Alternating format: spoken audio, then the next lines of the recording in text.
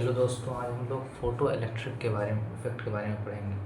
क्योंकि photo electric effect में ये है कि जब किसी मेटल सरफेस पर हम बीम गिराते हैं तो वहाँ से मेटल से इलेक्ट्रॉन इजेक्ट होता है।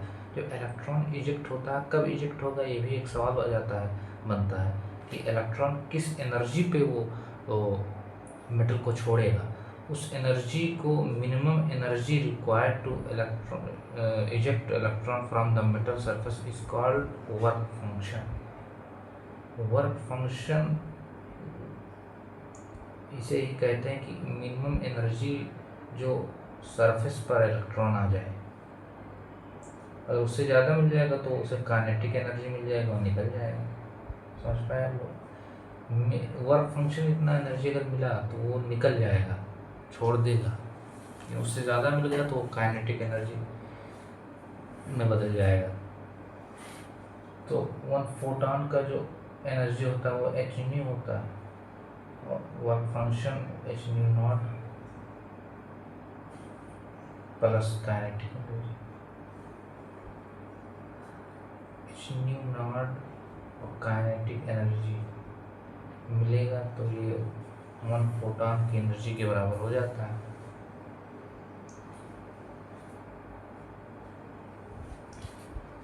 अगर काइनेटिक एनर्जी निकालना मुझे है तो half m v square minus h nu minus half m v square, ये हो जाएगा from metal surface. Metal surface से निकलने के लिए इतनी एनर्जी चाहिए मुझे।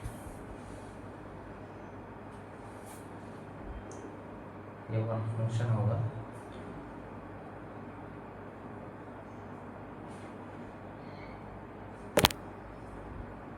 और एक फ्रीक्वेंसी होती है जिसे हम इस फ्रीक्वेंसी को कहते हैं इंसिडेंट ऑफ फ्रीक्वेंसी। ये तो है जितनी बीम की फ्रीक्वेंसी है वही फ्रीक्वेंसी इंसिडेंट फ्रीक्वेंसी। इसे कहते हैं हम threshold frequency. Frequency required to eject an electron. इतनी फ्रीक्वेंसी चाहिए तभी वो मेटल को छोड़ेगा। मिनिमम फ्रीक्वेंसी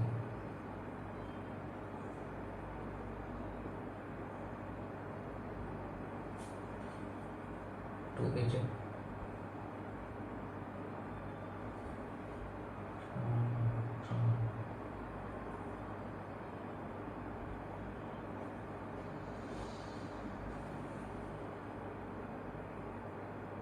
जिसे थ्रेशोल्ड फ्रीक्वेंसी कहते हैं।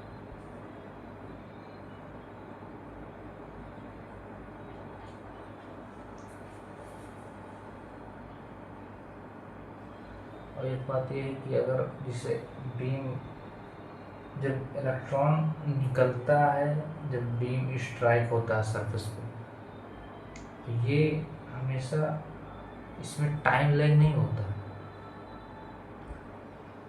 इलेक्ट्रॉन जैसे ही निकलेगा, जैसे बीम पड़ेगा वैसे ही इलेक्ट्रॉन निकल जाएगा। उसमें टाइम नहीं होता कि 1 मिनट बाद, 1 घंटे बाद, 1 महीने बाद, 10 साल बाद। ये सिस्टम नहीं इसमें।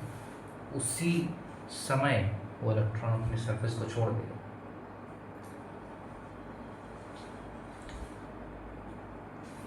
अगर हम नंबर ऑफ इलेक्ट्रॉन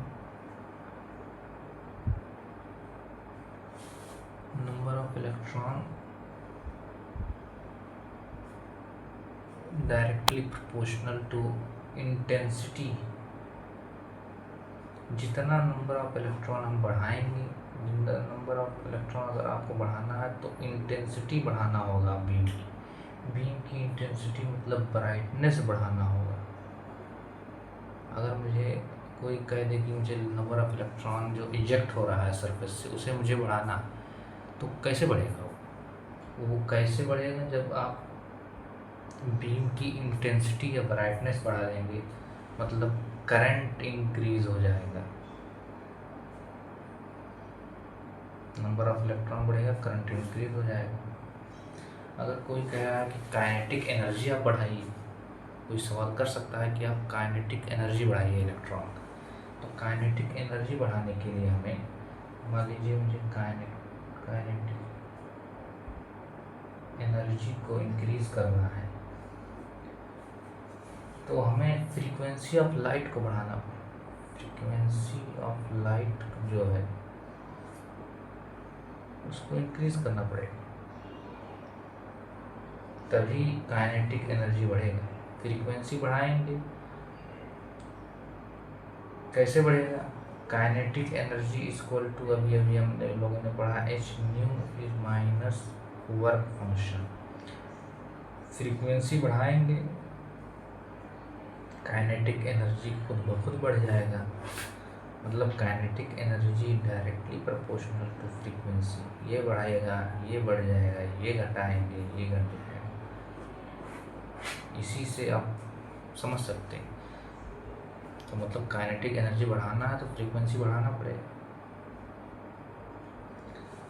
और इसी पर ग्राफ आते हैं, 2-3 सवाल बन जाता है, जे मेंस में आ जाता है ये सब।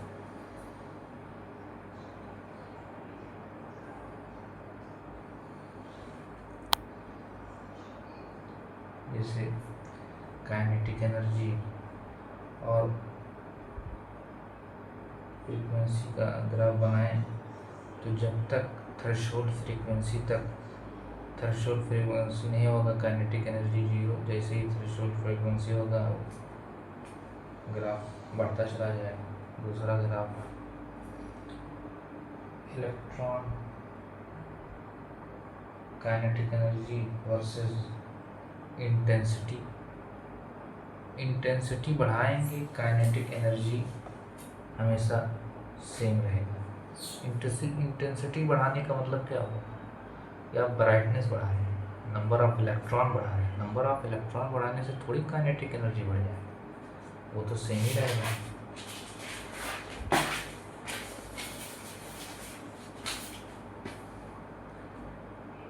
ग्राफ और है, इलेक्ट्रिक करंट और लाइट ऑफ फ्रीक्वेंसी। मान लीजिए थ्रेशोल्ड फ्रीक्वेंसी से ज़्यादा फ्रीक्वेंसी है, तब भी एक इलेक्ट्रिक करंट से रहेगा। फ्रीक्वेंसी बढ़ाने से करंट का कोई वो ही नहीं। फ्रीक्वेंसी से काइनेटिक एनर्जी बढ़ सकता है, लेकिन फ्रीक्वेंसी से इलेक्ट्रिक करंट नहीं बढ़ेगा। फ्रीक्वेंसी बढ़ाएगी, नंबर ऑफ इलेक्ट्रॉन, फ्रीक्वेंसी बढ़ाएंगे, काइनेटिक एनर्जी बढ़ेगा। काइनेटिक एनर्जी से लेकिन इलेक्ट्रॉन करंट नहीं बढ़ेगा, इलेक्ट्रिक करंट। एक है कि इलेक्ट्रिक करंट वर्सेस फ्रीक्वेंसी का है।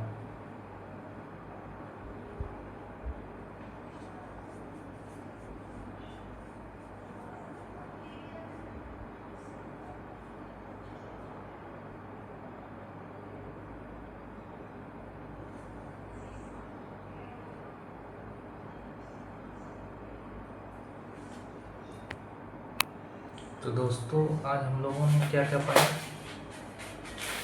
यहीं पर मैं अपनी बात ख़त्म करता हूँ। हम लोगों ने पढ़ा कि फ़ोटो इलेक्ट्रिक इफेक्ट के बारे में पढ़ा। हम लोगों ने फ़ोटो इलेक्ट्रिक इफेक्ट के बारे में पढ़ा। उसमें क्या पढ़ा, जब मेटल पर कोई बीम पड़ती है और वो वर्क फंक्शन के इतना एनर्जी पाती है तो अपने इलेक्ट्रॉन को छोड़ देती है। वर्क फंक्शन क्या है? Minimum energy two electron from the metal surface. Work function 1 photon की एनर्जी बराबर होता है work function plus kinetic energy. और काइनेटिक एनर्जी निकालना है तो फोटॉन की एनर्जी माइनस वर्क फंक्शन, तो वह kinetic energy directly proportional to frequency. फिर काइनेटिक एनर्जी बढ़ाना है तो फ्रीक्वेंसी बढ़ाना पड़ेगा। और नंबर ऑफ अगर इलेक्ट्रिक करंट बढ़ाना है, इलेक्ट्रिक करंट बढ़ाना है तो electric current directly proportional to number of electron बढ़ाएंगे, करंट इलेक्ट्रिक करंट बढ़ जाएगा, इंटेंसिटी बढ़ जाएगा। नंबर ऑफ इलेक्ट्रॉन बढ़ाएंगे, इंटेंसिटी, ब्राइटनेस बढ़ाना पड़ेगा, तभी करंट बढ़ेगा। हम लोगों ने 3 ग्राफ पढ़े कि फ्रीक्वेंसी काइनेटिक एनर्जी तभी बढ़ेगा जब तक थ्रेशोल्ड फ्रीक्वेंसी तक नहीं आएंगे, थ्रेशोल्ड फ्रीक्वेंसी तक नहीं आएंगे तब तक काइनेटिक एनर्जी ज़ीरो रहेगा। जैसे ही बढ़ेंगे वो लीनियर ग्राफ चला जाएगा। इंटेंसिटी बढ़ाते रहिए, इलेक्ट्रिक करंट कभी नहीं बढ़ेगा, वो सेम रहेगा। इंटेंसिटी से कोई ताल्लुक नहीं है। इंटेंसिटी से काइनेटिक एनर्जी बढ़ सकता है, लेकिन इंटेंसिटी से आप कह दीजिए कि इलेक्ट्रिक करंट बढ़ जाए, हो ही नहीं सकता। और इसके बाद एक आग्रह है कि अगर हम लाइट ऑफ फ्रीक्वेंसी को बढ़ाएं तो इलेक्ट्रिक करंट से क्या ताल्लुक है। फ्रीक्वेंसी बढ़ाएंगे तो काइनेटिक एनर्जी बढ़ेगी। एक ग्राफ ये दे दिया जाए कि फ्रीक्वेंसी और काइनेटिक एनर्जी ये बढ़ाएंगे, ये भी बढ़ेगा। एक ग्राफ ये दे दिया जाए कि number of electron versus electric current, intensity ये जैसे जैसे बढ़ाएंगे इलेक्ट्रिक करंट बढ़ता है। तो यहीं पर मैं अपनी बात को ख़त्म करता हूँ दोस्तों। फिर कल मिलते हैं नए टॉपिक के साथ।